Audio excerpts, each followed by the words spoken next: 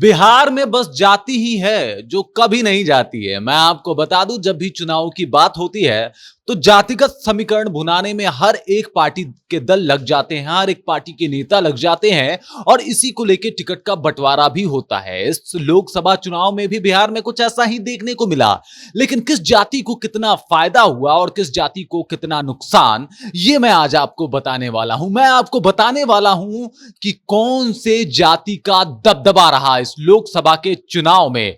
इस पूरी जानकारी को मैं आप तक पहुंचाऊंगा। उससे पहले, मेरा नाम रजत है और आप देख रहे हैं जनता जंक्शन।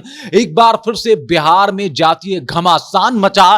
कई सारी जातियों ने अपनी ताल ठोकी और अपने आप को साबित करने पे लगे रहे, लेकिन जिस जाति ने बाजी मारी है उनके बारे में मैं आपको बताने वाला हूं कि किस जाति से कितने नेता निकल के बाहर आए हैं, कितने सांसद आए हैं और किस जाति का कौन सा संसदीय क्षेत्र है और किस क्षेत्र पे उनका दबदबा है। इसी के बारे में मैं आपको बता रहा हूं।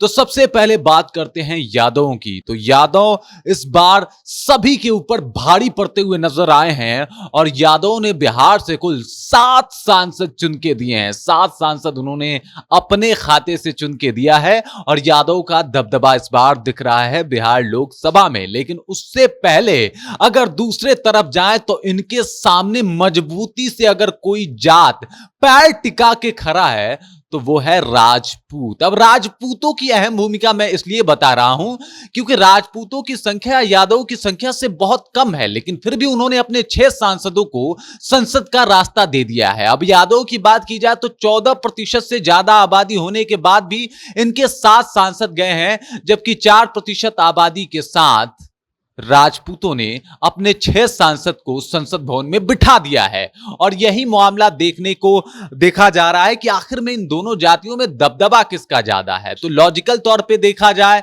जातिगत तौर पे देखा जाए और सीटों की संख्या देखी जाए तो उसमें यह दिख रहा है साफ तौर पे कि यादव का दबदबा तो बहुत ज्यादा है। लेकिन अगर एक और एंगल ढूंढा जाए तो उसमें आपको पता चलेगा कि 4% होने के बाद भी 6 सीटें दिलवा देना, तो इनका भी दबदबा और इनका अपने क्षेत्र में प्रभाव कितना ज्यादा हो सकता है।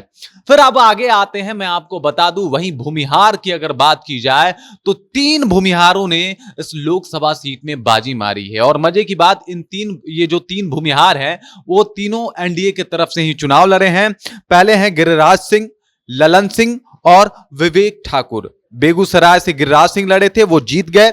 ललन सिंह जो कि मुंगेर से लड़े थे, हॉट सीट था, वो भी उस सीट को जीतने में कामयाब रहे, बहुत बड़े कद्दावर नेता हैं। और वहीं विवेक ठाकुर जो कि नवादा से चुनाव लड़ रहे थे, उन्होंने भी अपना कहीं ना कहीं एक तरीके से साख बचा लिया। अगर उधर राजपूतों की बात की जाए तो राधा मोहन सिंह, लवली आनंद, सुधाकर सिंह, वीणा देवी, जनार्दन सिंह सिग्रीवाल और राजीव प्रताप रूढ़ी, ये 6 राजपूत सांसद हैं। वहीं अगर यादव की बात की जाए तो यादव में अशोक यादव, मिसा भारती, पप्पू यादव, दिनेश चंद्र यादव, गिरधारी यादव, सुरेंद्र यादव और नित्यानंद राय, ये कुल 7 यादव सांसद हैं जो इस बार बिहार से चुन के गए हैं और संसद भवन में अपनी बातों को रखेंगे, अपने कास्ट की बातों को भी रखेंगे। क्योंकि बिहार में एक जाति ही है जो कभी भी किसी चुनाव में नहीं जाती है। मतलब जातियों का विशेष प्रभाव रहा है बिहार के हर एक इलेक्शन में, चाहे वो विधानसभा हो या फिर लोकसभा हो।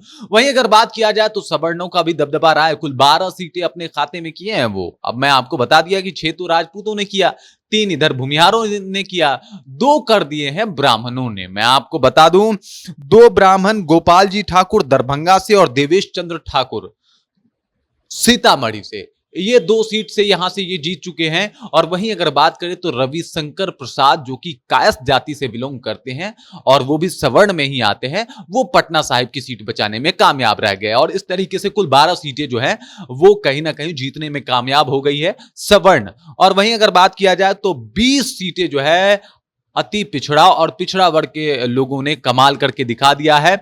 वहीं अगर बात किया जाए तो कुर्मी और कुशवाहा, इन लोगों ने भी अपना जलवा दिखाया है। और सुनील कुमार विजय लक्ष्मी कुशवाहा, कौशलेंद्र कुमार, राजा राम कुशवाहा और अभय कुशवाहा ये भी अपने क्षेत्र में कहीं ना कहीं झंडा गा रहे हैं और कुर्मी कुशवाहा को एक करके अपना सीट बचाने में कामयाब रहे हैं, अपने आप को बचाने में कामयाब रहे हैं और कुशवाहा और कुर्मियों के साख को बचाने में कामयाब रहे हैं। तो जब भाई बिहार में जाति की बात हो रही है तो हमें तो करना पड़ेगा, आपको बताना पड़ेगा कि कौन सी जातियां कितनी ज्यादा अपने आप को साबित कर पाई हैं। और अगर सबसे ज्यादा किसी को नुकसान हुआ है ना तो वो मुस्लिम्स को कह सकते हैं आप। मुसलमान मात्र 2 सीट जीतने में ही कामयाब रहे हैं कि अगर इनकी आबादी की बात की जाए तो इनका आबादी बहुत ज्यादा है। मैं आपको बता दूं यादव से ज्यादा इनकी आबादी है, फिर भी यादव 7 सांसद चुन के गए और मुस्लिम सिर्फ 2 चुन के गए। अब आप ये सोच रहे होंगे कि आखिरकार मैं ये जातिगत बातें बता क्यों रहा हूं, मतलब बताना क्यों पड़ रहा है।